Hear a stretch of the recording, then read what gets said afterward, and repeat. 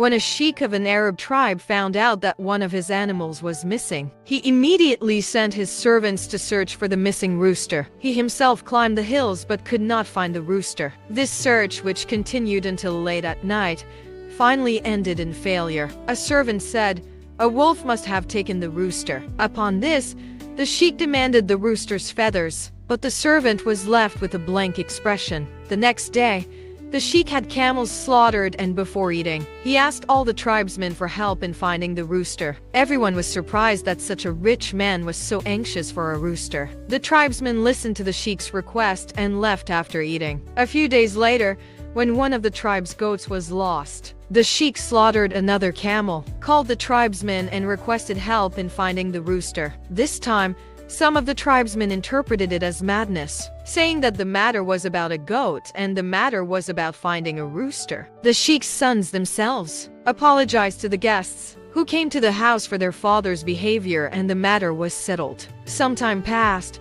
When a camel disappeared, the sheik did the same thing again. The camel was slaughtered. An invitation was given, and the sheik encouraged them to find the missing rooster. This time, the people even threatened that if the sheik continued to talk about madness, he would be deposed from the chieftaincy. Seeing this atmosphere, the sheik kept quiet. It must have been a month since a young girl from the tribe disappeared. The disappearance of the girl was a blow to the pride of the tribesmen. This time, the sheik did the same thing again. When the people gathered, he began to convince them to search for their rooster. Hearing this, the people scolded him very badly and went in search of the girl. The services of searchers were hired.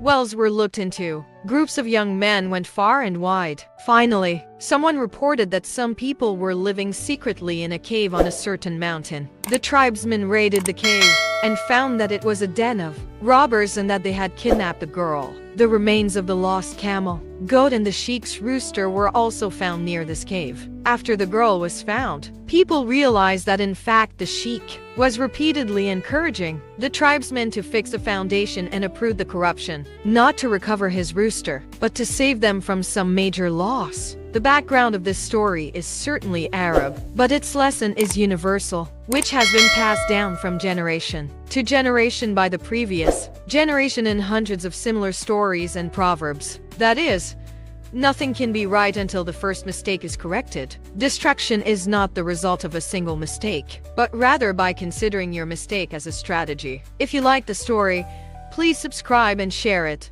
Thank you.